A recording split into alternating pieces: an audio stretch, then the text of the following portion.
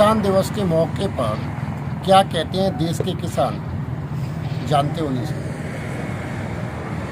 आज किसान दिवस है, कैसे देखते हैं? किसान दिवस तो जी हमें तो मरण दिवस दिखाई दे रहा सामने।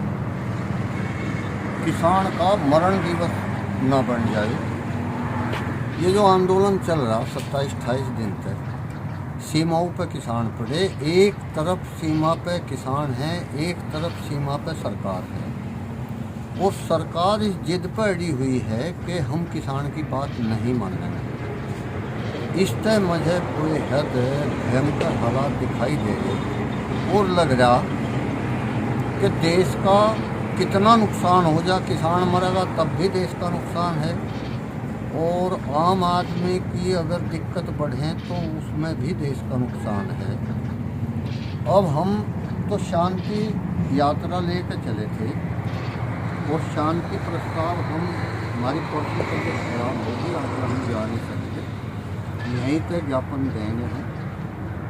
शांति प्रस्ताव ज्ञापन में भी शांति प्रस्ताव है और सरकार से निवेदन करेंगे कि ये वर्तमान जो 3 कानून लेकर सरकार आई, इन्हें सरकार वापस ले और किसान शांतिपूर्वक अपने घर पर जाएं और देश में शांति बहाल हो।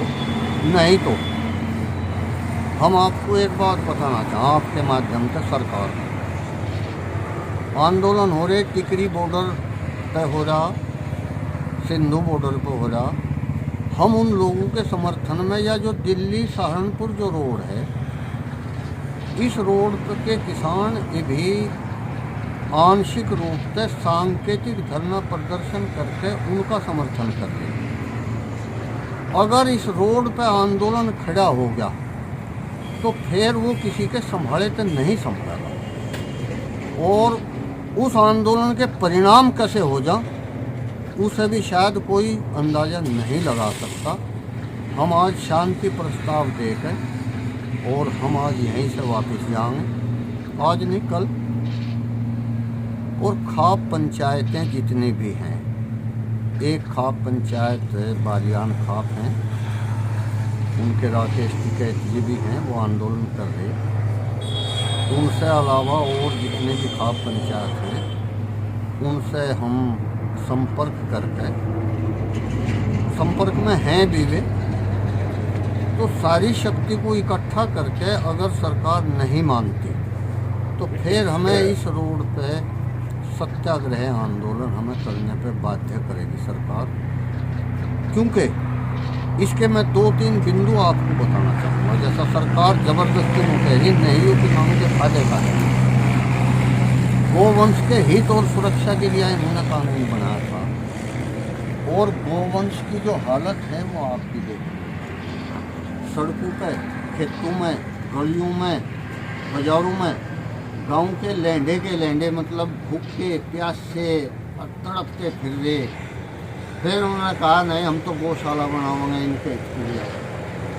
उस गौशाला में जाकर देखो, मैं देखता सरकारी गौशाला खेत में भी देखी, उस गौशाला में गंदगी में भूख प्यास से बिल बिला रहे जानवर, और 30 रुपये में तो कोई आदमी एक बार खस है 30 रुपये में, तो ये नु कह रहे 30 रुपये में एक नाश्ता हो आदमी का, और ये 30 रुपये में डंगर जो सा झाला खावे उसे नु कह रहे 30 रुपये में थाम देंगे हम। तो जो हालात गोवंश की हो रही आज, यही हालात किसान की होगी अगर ये तीनों कानून लागू हों तो। इसलिए मेरा सरकार से निवेदन है, शांतिपूर्वक निवेदन है कि इन कानूनों को वापस करें और देश में शांति बहाली करें। क्योंकि हम जो हमें जो विरोध है, हमें लोग नु कहें तुम विरोध क्यों कर रहे हैं, हम विरोध कर रहे हैं, हमारी एक सबसे बड़ी पूंजी है, हमारी जेब में पैसा नहीं, हमारे हाथ में पैसा नहीं, हमारे बैंक में पैसा नहीं, पर एक चीज़ हमारे दौरे सबसे कीमती है, वो है मानसिक स्वतंत्रता और हमारा स्वाभिमान। चूँकि हम इन गट्टू तक घुमा कर खाएँ, बेईमान्य का आराम करे खाते। सरकार बता हुआ जो काम करे करे नहीं, जो आदमी बता हुआ काम करे वो अपने आप में ख़त्म हो जाए।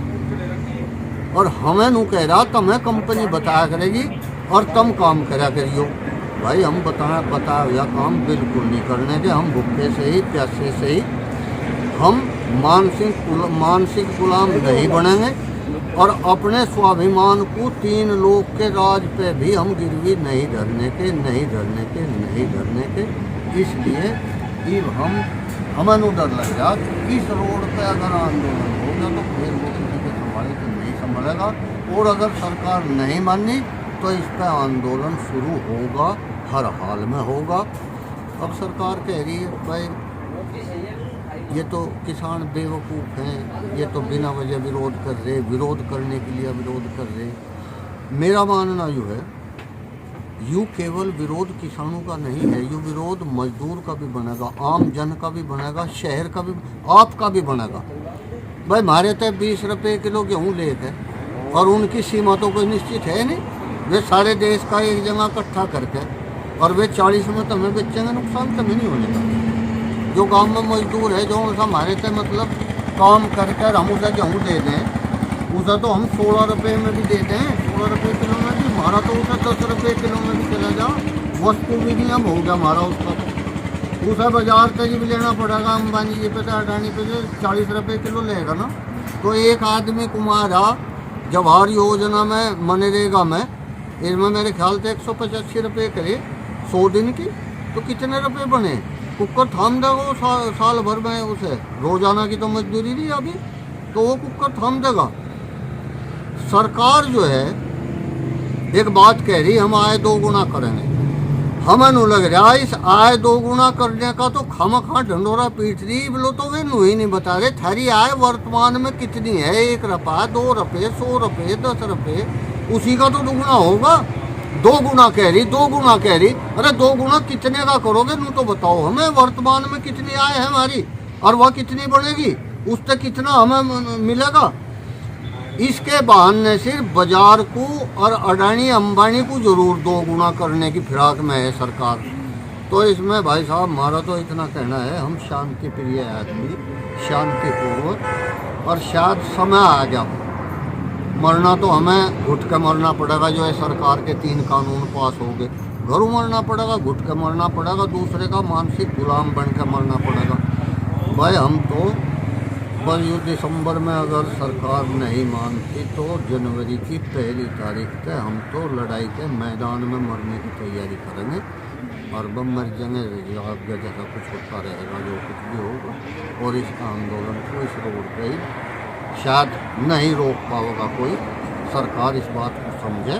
हम निवेदन कर रहे, न धमकी दे रहे, न चेतावनी दे रहे, हम निवेदन कर रहे, आप इस देश के विनाश को बचाने के लिए इसे 3 कानूनों को वापस करें।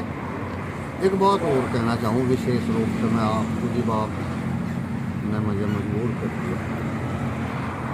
इतिहास में 2 शासक ऐसे हुए जिन्होंने सामूहिक नरसंहार किया।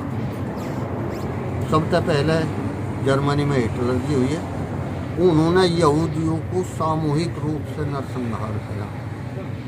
उसके बाद सद्दाम हुसैन जी पे भी आरोप यूँ लगा कि उन्होंने शियाओं का सामूहिक नरसंहार करा।